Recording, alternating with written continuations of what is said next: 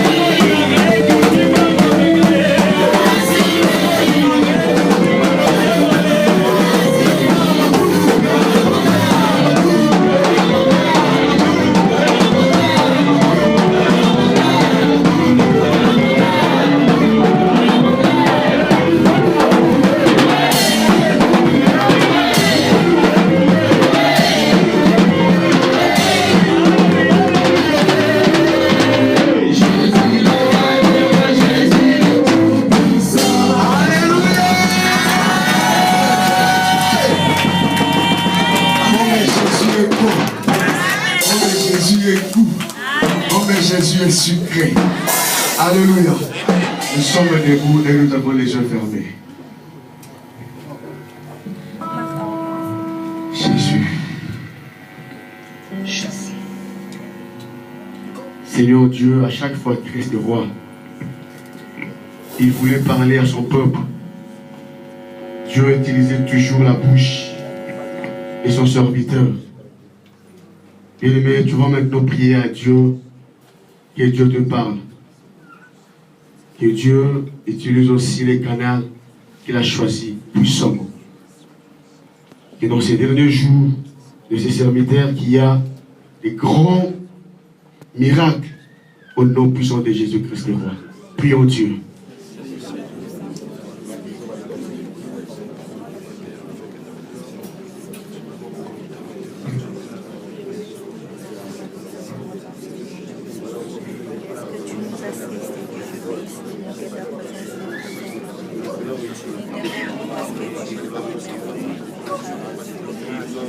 Merci pour ce moment si favorable et ces temps si propices que tu nous accordes, Père de la gloire. Je donne la parole, car les écrits, l'homme ne vivra pas du pain seulement, mais de toute parole qui sort de ta bouche. Viens dérayer dans ce moment-ci. Laisse que cette parole puisse tomber dans une terre fertile pour pouvoir produire des fruits dignes dans la vie de ton Père. Dans le nom puissant de Jésus-Christ. Nous disons tous comme une seule personne, gloire et louange à toi, Seigneur Jésus-Christ. Merci, Seigneur Jésus-Christ. Amen. Hein? Amen. Je vous prie de vous asseoir, s'il vous plaît.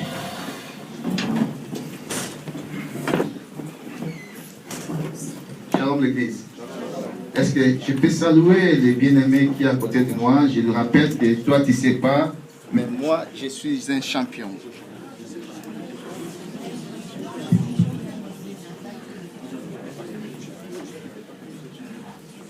Shalom. Je voudrais que tu le fasses avec foi, avec vivacité, parce que réellement tu es un champion. Quand bien même que tu ne le sais pas, mais laisse-moi te rappeler que toi tu es un champion. Tu n'es pas n'importe qui. Tu es précieux aux yeux de l'Éternel. Rappelle encore ton voisin, ton bien-aimé qui est à côté de toi, rappelle-lui que toi, tu ne sais pas, mais moi, je suis un champion.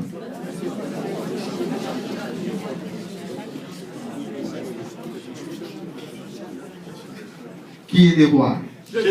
Qui est le roi? Qui est le roi? Est-ce qu'on peut applaudir pour la part de Jésus-Christ?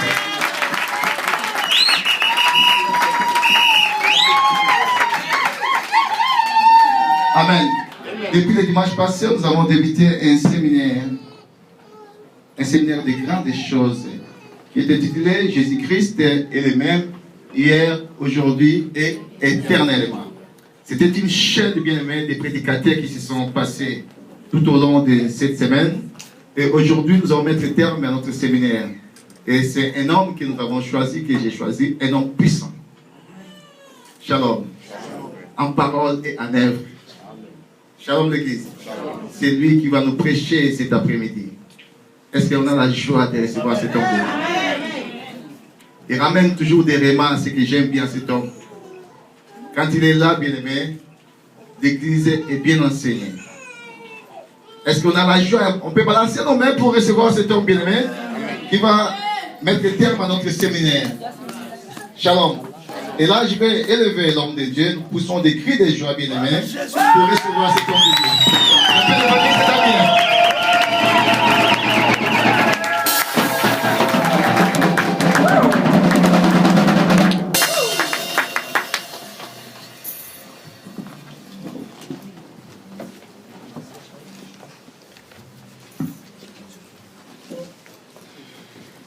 Shalom l'Église. Je salue au nom de Jésus. Amen. Seigneur, nous te disons merci. C'est un grand privilège que tu nous accordes ce matin de t'écouter. Nous sommes là pour t'écouter, Seigneur, tous, sans exception.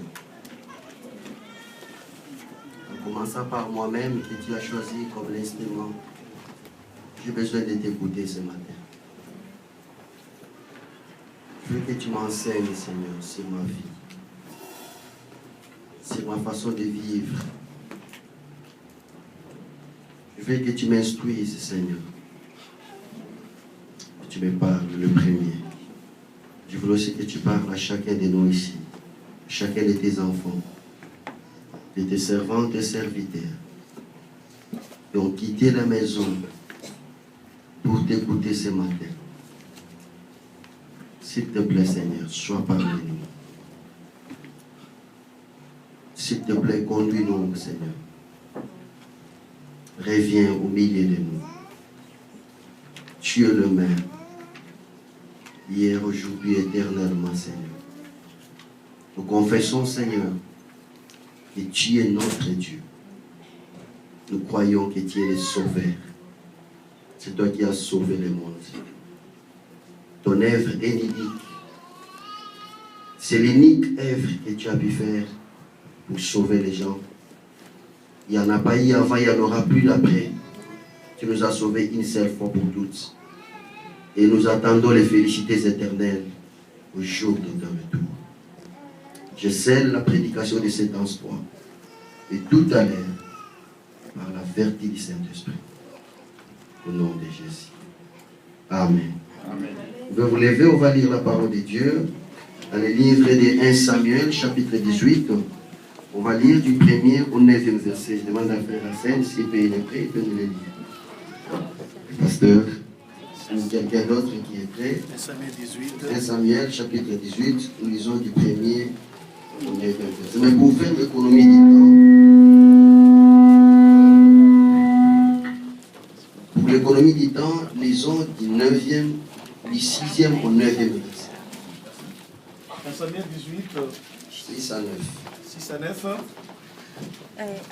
Comme il revenait lors du retour de David, après qu'il eut tué le Philistin, les femmes sortirent de toutes les villes d'Israël au devant du roi Saül, en chantant et en dansant, au son de la tambourin, au son des tambourins et des triangles, et en poussant des cris de joie. Les femmes qui chantaient se répondaient les unes aux autres et disaient: Saül a frappé ses 1000 et David ses 10 000. Saül fut très irrité et cela lui déplut. Il dit: on a donné 10 000 à David et c'est à moi que l'on donne le 1000. Il ne lui manque plus que la royauté. Et Saül regarda David d'un mauvais œil à partir de ces jours et dans la suite. La parole du Seigneur. Amen. Vous pouvez vous asseoir. Très bon séminaire. Jésus est le même hier, aujourd'hui et éternellement. Et vous savez, c'est parfois facile de le dire. Il faut le vivre. Alléluia. Et une des démonstrations de la vérité de cette parole qui montre que Jésus-Christ est le même hier, aujourd'hui, éternellement. Jésus est resté le roi des rois. Amen. Alléluia. Il est resté le roi. Et lorsqu'on parle du royaume de Jésus, de sa royauté, on se réfère souvent au roi David. Parce que c'est à ce roi que le Seigneur a dit que ton royaume ne finira jamais, n'aura jamais de fin. J'installerai sur ton trône ton descendant. Et tes descendants seront toujours là.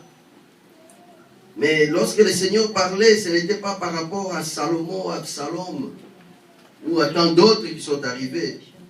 Mais il s'est référé au roi des rois. Amen. Et le Seigneur Jésus. Ce matin, nous voulons nous inspirer de la vie de David pour découvrir quelque chose de très intéressant qui va nous aider à conclure cette série d'enseignements que nous avons eu ici. Ma prédication, en fait, c'est une question. Je n'aime parfois poser des questions et tout au cours de la prédication, essayer de répondre, trouver des réponses. La question que nous allons nous poser, c'est laquelle?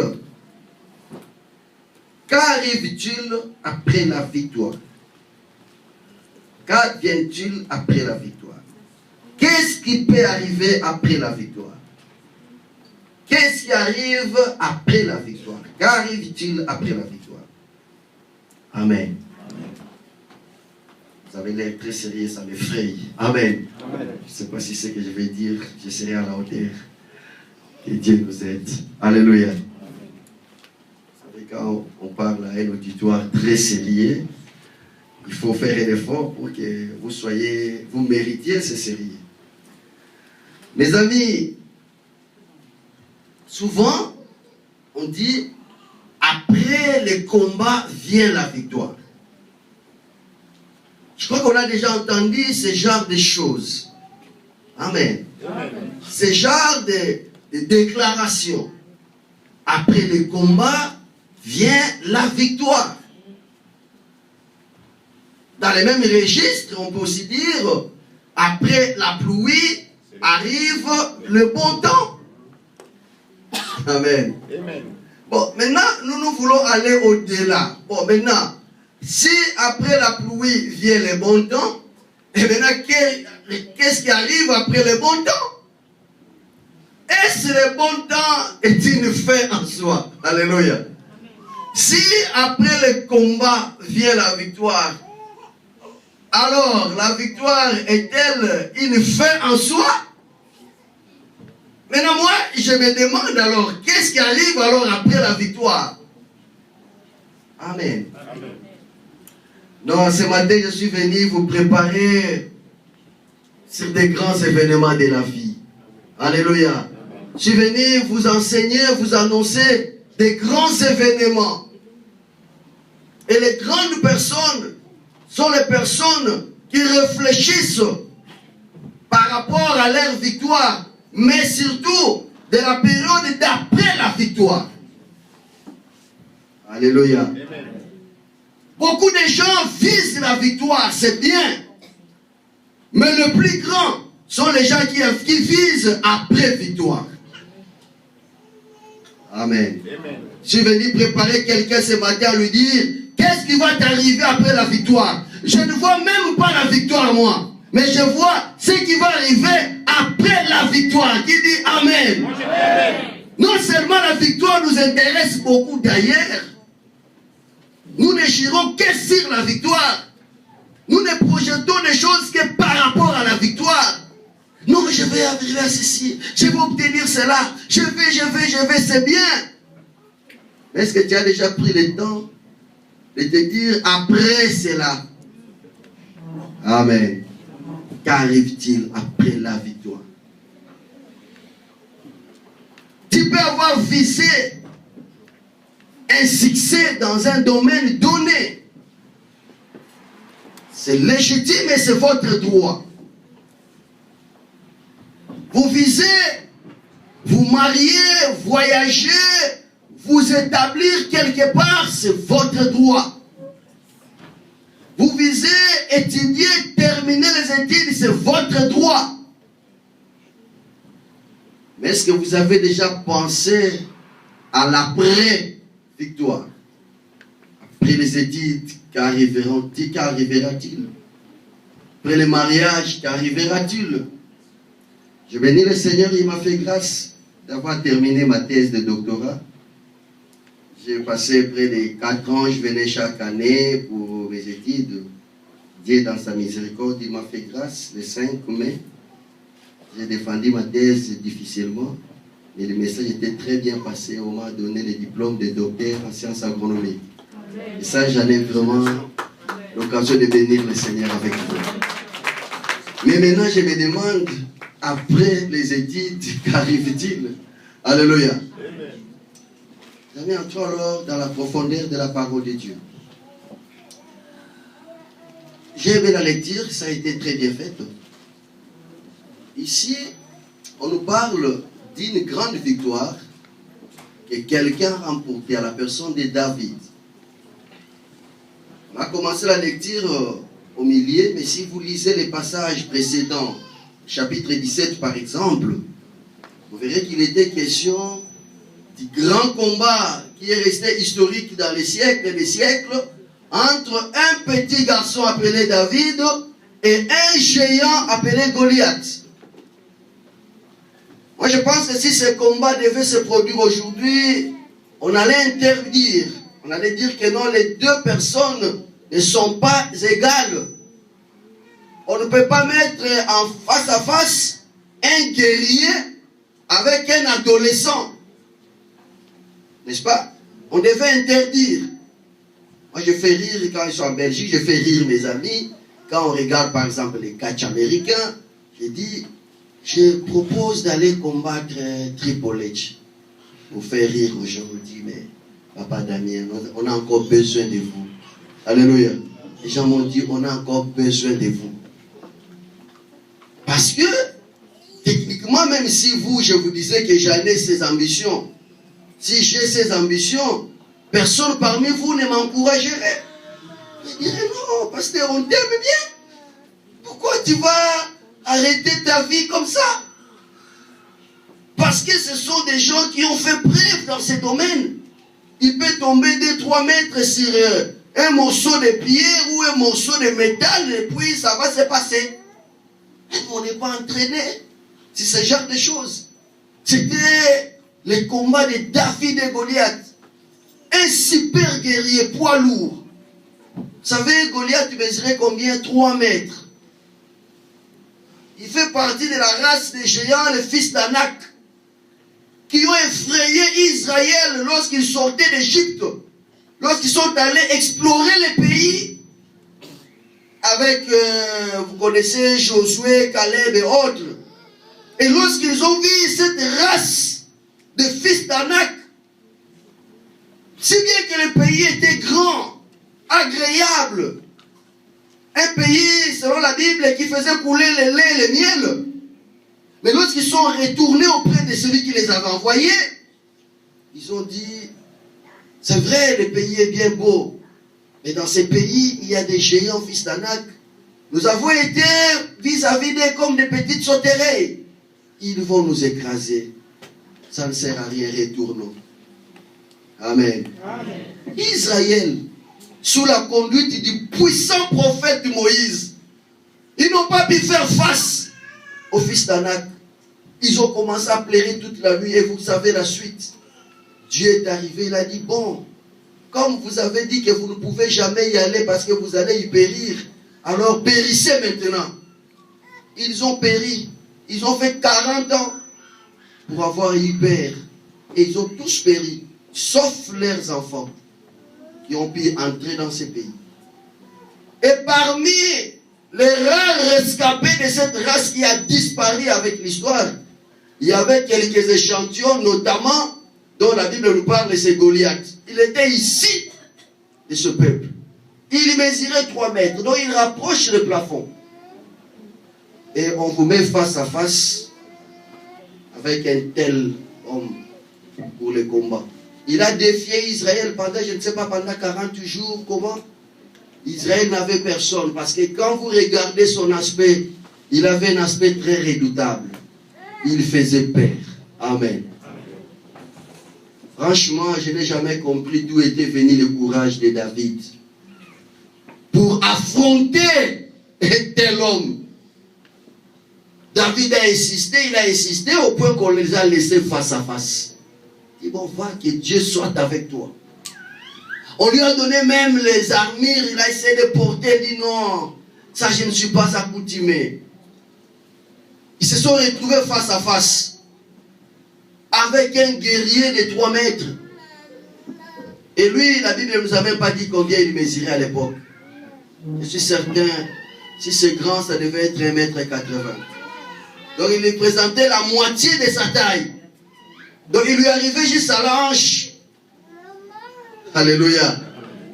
Et David, encore pour compliquer les choses, il n'a pris aucune arme, ni lance, ni javelot, ni épée. Il a pris une lance avec 5 petites pierres. Je ne sais pas si la Bible nous présente ces choses pour rire. Alléluia. Amen. Il y a un message derrière ça. Amen. Que notre Dieu est capable de terrasser nos ennemis, même le plus redoutable. Amen. Je ne vais pas prêcher ça aujourd'hui, ce n'était pas ça ma prédication. Mais je voulais vous parler de la victoire, parce que je vous parle de qu'est-ce qui arrive après la victoire. Amen. Amen. Lorsqu'ils se sont retrouvés face à face, on a dit, Goliath, on a trouvé quelqu'un qui va t'affronter. Alors Goliath cherchait. Il voit un petit adolescent qui rentre avec sa lance. Goliath dit, mais ces gens, je pense que ça ne va pas, non? Il dit, mais vous les Israéliens, ça ne va pas vos têtes ou quoi? C'est seulement ces petits enfants que vous me présentez. Après, il commence à maudire même. Il dit à David, mais en plus, tu viens avec une lance pour me combattre. Je serais encore à l'aise si tu avais amené les javelots, lance et l'épée. Il dit, tu penses que je suis un oiseau, moi? Ou un chien? Qu'on peut en finir avec les chiens de pierre? Après l'avoir maudit par ses dieux, il dit, viens maintenant que je te tue, que je donne ta chair aux oiseaux du ciel. Ça, c'était des paroles pour effrayer. Certainement, si c'était quelques-uns d'entre nous, peut-être moi-même, je pouvais renoncer. Rien qui a ces menaces, je pouvais dire, non, roi, les choses sont beaucoup plus différentes de celles que je m'imaginais. C'était pour donner à David l'occasion de quitter le combat, pour lui dire que le combat n'est pas à ta hauteur. Ça, c'est un combat de costaud. Et David a refusé d'écouter ce que Goliath lui disait. Si bien que Goliath avait raison dans ce qu'il lui disait. David voyait autre chose. Après la victoire, qu'est-ce qui arrive? Écoutez ce que David lui dit. Moi, j'ai aimé ce que David lui dit. David ne lui parle même pas du combat, mais il lui parle de ce qui va arriver après le combat. Alléluia. C'est ce que moi j'ai aimé. Écoutez ce que David lui dit. Il dit, toi, par contre, tu viens avec les javelots, la lance et l'épée, comme si tu venais combattre un guerrier comme toi. Mais moi, je viens auprès de toi avec le nom de l'Éternel que tu as insulté. Et aujourd'hui, toute la nation ici verra. Donc il parle déjà de l'après-combat. Alléluia. Il dit, tout le monde verra que ce n'est ni par l'épée, ni par la lance que le Seigneur sauve. Amen. Je te tuerai et je donnerai ta chair. C'était un défi lancé de part et d'autre. Ça aussi, ça a énervé Goliath. Il dit, en plus, c'est un petit impoli, mal éduqué, sans considération pour les aînés. Et là, ça a énervé Goliath. Il a perdu prise. Il voulait venir, je ne sais pas, en finir avec lui par les jets de main ou je ne sais pas. C'est pendant ce moment-là qu'une pierre l'a attrapé. Il a cru que c'était un petit jet. Et tout le monde regardait les géants en train de s'écrouler petit à petit. Comme on a vu le tour jumelle aux États-Unis en train de s'écrouler petit à petit. Goliath est tombé. Et David a couru plus vite que lui avec l'épée qui était dans ses propres mains. C'est cette épée qui a servi à David de tuer Goliath. N'ayez pas peur parce qu'ils sont venus avec des rises. Ils seront pris dans leur propre rise. Ils tomberont dans leur propre piège. Ça a été une victoire jamais vue. Personne ne s'attendait au succès de David. En tout cas, pas aussi facile que ça. On s'attendait d'abord à un combat assez engagé, peut-être. Peut-être. Mais on ne s'attendait pas à une victoire aussi rapide, aussi nette, aussi claire que celle-là. Alléluia. Amen. Voilà la victoire de David. Mais qu'arrive-t-il après la victoire? Amen. Amen. Le frère nous a bien dit. Qu'est-ce qu'on a dit? À partir du verset 9, on a dit ceci. 6, pardon. Comme il revenait, déjà même avant que je n'arrive au verset 6, j'aime bien lire le verset 55. Après, je vais maintenant commencer à vous annoncer les choses. J'aime bien le verset 55 du chapitre 17. La Bible dit ceci. Et voilà, je suis là. Lorsque Saül avait vu David marcher à la rencontre des Philistins, il dit à Abner, chef de l'armée. Abner, chef de l'armée. De qui ce jeune homme est-il fils? Abner répondit, aussi vrai que ton âme est vivante, ô roi, je l'ignore. Informe-toi donc de qui ce jeune homme est-il fils, dit le roi. Et quand David fit le retour après avoir tué les Philistins, Abner le prit et le mena devant Saül. David avait à la main la tête du Philistin. Saül lui dit, de qui es-tu fils, jeune homme? Et David répondit, je suis le fils de ton serviteur Isaïe le Béthélémite. Alléluia. Amen. Lorsque David descendait pour aller affronter Goliath, il n'a même pas hésité. Il allait convaincu qu'il allait les tuer. Il n'était pas hésitant au point que le roi Saül, qui connaissait déjà David, parce que la Bible nous enseigne que David logeait déjà chez lui. Il chantait, il connaissait bien. D'ailleurs, c'est lui qui avait demandé qu'on lui cherche un jeune homme. Il les connaissait. Mais ce jour-là, ce n'était pas le David qu'il connaissait. C'était quelqu'un d'autre. Il a dit, non, c'était qui est-il fils de garçon? Il demande à Abner, il dit, Abner, je suis le roi d'Israël, mais ce garçon, il appartient à qui? Et le chef d'armée, lui aussi, dit, franchement, je vais me renseigner. Alléluia. Amen. La victoire peut vous amener à des dimensions où vous n'avez pas l'idée. Vous n'avez pas l'idée. Et le vrai problème, c'est après la victoire. Qu'est-ce qu'il y a? Alléluia. Après, on a lu le verset 6. Comme il y revenait maintenant après des combats, lors du retour de David, après qu'il eut tué les Philistins, les femmes sortirent. Oh, les femmes sont entrées en jeu. Quand les femmes se mêlent, ça devient compliqué. La Bible dit que les femmes sont venues, elles ont commencé à chanter. Elles disaient quoi? Elles disaient, Saül a tué ses 1000 et David a tué ses 10 000. Alléluia. Amen. Oh, mes amis, écoutez ce que la Bible dit. En chantant et en dansant au son des tambourins, les femmes qui chantaient, qui se répondaient les unes aux autres. Saül a tué ses 1000 et David ses 10 000. Verset 8, écoutez. Saül fut très irrité.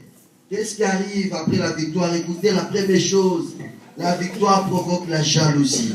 Alléluia. Ta victoire va susciter des jaloux. Est-ce que tu te prépares à affronter des jaloux? Ce matin, je suis venu te dire, tu auras de plus en plus de jaloux, c'est à toi de choisir. Ou tu veux la victoire, ou tu acceptes les jaloux. Alléluia. Ou tu refuses les jaloux, et tu refuses aussi la victoire. C'est à toi de choisir. Alléluia. Les jaloux se trouveront sur ton chemin. Et si tu commences à retrouver des jaloux de plus en plus nombreux sur ton chemin, dis-toi que je suis sur le chemin de la victoire. Amen. Alléluia. Amen. Alléluia. Amen. La victoire suscite des jaloux. Amen. Et ce ne sont pas seulement n'importe qui. Ce qui est grave, ce sont les jaloux parmi tes alliés d'hier. Parmi les gens qui te soutenaient hier. Parmi les gens qui étaient tes complices.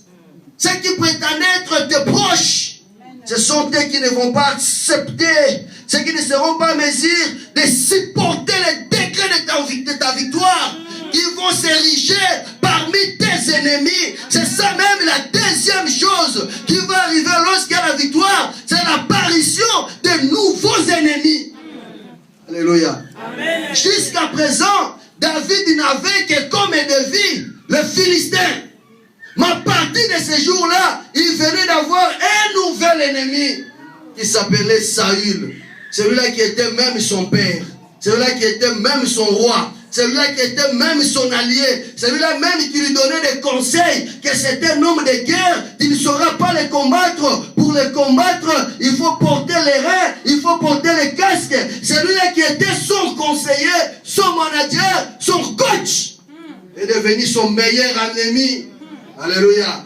Celui-là qui disait, de qui est-il fils cet homme? C'est celui-là qui a dit, on m'attribue 1000, on lui attribue 10 000.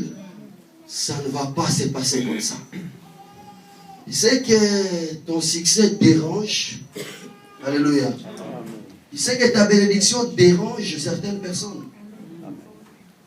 Tu sais que ta bonne santé dérange certaines personnes. Et surtout vous autres qui êtes venus de l'Afrique. Vous savez que votre séjour en Afrique dérange beaucoup de gens. Dans certains villages, vous n'avez jamais été peut-être. Mais depuis qu'ils ont appris que tu es ici, peut-être que tu te cherches encore. Mais pour avoir appris seulement que tu es là, ça dérange. Il y a des réunions qui se tiennent à ton absence, à ton insu. Cherchant comment. Alléluia. Amen. Tu peux avoir des ennemis parce que tu t'es marié. Ce sont tes meilleurs amis d'hier qui vont commencer à appeler ton mari ou ton épouse pour rencontrer des choses. Alléluia. Il faut se préparer à ces choses-là. Amen. Amen. Toi qui n'avais pas d'enfant, lorsque tu auras un enfant, les jours où tu sors de la maternité, parmi les gens qui sont venus faisant semblant de te féliciter, alléluia, il y en a ceux qui disent, cet enfant ne peut pas mourir, mon Dieu. Maintenant qu'il a eu cet enfant, est-ce que nous autres, vous savez, lorsque Jésus-Christ est né, les mages sont venus de l'Orient pour adorer les petits garçons. Mais les mages l'ont fait avec sincérité du cœur. Ils ont vu une étoile, ils ont dit, celui-là c'est un roi. Respect pour les rois, nous allons l'adorer. Mais ils sont arrivés dans les pays même du roi. Ils sont allés voir un autre roi qui régnait. Pour les mages, ce n'était pas un problème. Vous êtes un roi, vous faites votre temps. Celui-là ne fait que naître. Il aura le temps de grandir. Entre-temps, vous faites votre temps. Ils sont allés se renseigner auprès du roi qui régnait pour lui dire, nous avons vu qu'il y a un roi qui vient de naître dans ton pays. Et ce message n'était pas bien reçu par Hérode. Alléluia. Ça, c'était une jalousie que vous n'avez jamais vue. Ça choquait Hérode d'apprendre qu'il y a un autre roi. Et celui-là, on a vu même son étoile. Je veux dire à quelqu'un ce matin, il faut solliciter que votre étoile brille et qu'elle brille plus fort. Mais plus votre étoile brillera, plus vous aurez des ennemis plus nombreux. Alléluia. Mais que faire, mes amis? Qu'on accepte l'étoile ou qu'on l'évite parce que ça va provoquer des ennemis et des jaloux. Je suis venu vous préparer sur ça. Préparez-vous à affronter des ennemis beaucoup plus nombreux, même parmi vos alliés d'hier. Amen.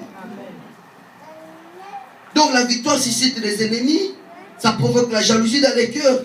Pour terminer l'histoire d'Hérode, vous savez ce qu'Hérode a fait? Il a demandé aux mages gentiment. Il a fait semblant. Il dit, allez-y, allez saluer les petits garçons. Renseignez-vous comment ils se couchent. Comment vont ses parents. Où est-ce qu'on les loge? Dans quelle maternité? Dans quelle chambre? Quels sont les médecins? Quels sont les infirmiers de garde? Renseignez-vous de tout ça. Venez me le dire. J'irai moi aussi l'adorer. Alléluia. Croyez qu'il était sincère. Alléluia. Les mages l'ont pris. Mais c'est Dieu qui a révélé aux mages, non, non, non, non, non, ne retournez pas. Cet homme est méchant. Les mages s'en est allés. Ayant vu que les mages se sont moqués de lui, il a essayé de chercher l'enfant, on n'a pas pu trouver le nom de la maternité. Alléluia. Parce que Dieu cache toujours des choses contre tes ennemis. Pour la Bible dit, ils te feront la guerre, mais ils ne te vaincront pas. Jésus-Christ est vivant. Il est le même hier, aujourd'hui, éternellement. Hérode a compté les jours. Il dit, bon, maintenant je vais me venger. On reviendra peut-être sur ça. Amen. Amen. Mais non seulement ça, mes amis. La victoire va provoquer la haine dans les cœurs des gens. 1 Samuel chapitre 18, on va lire le verset 9. Écoutez ce que la Bible dit. Toujours dans le même passage. Et Saül regarda David d'un mauvais œil à partir de ce jour et à la suite.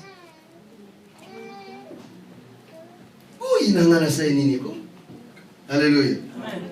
Qu'est-ce que j'ai fait? Vous savez, dans le monde, chaque jour, parmi ceux qui meurent, beaucoup, malheureusement, sont les innocents, les victimes. Et ça a été démontré dans la plupart des cas. Ce sont les victimes, les innocents qui sont des victimes. Il n'a rien fait de mal. Son malheur, c'est seulement d'avoir dit que Dieu m'a béni. Son mal, c'est d'avoir dit, oh, Dieu a fait ceci. Tu sais, à un moment donné, les hommes sont méchants.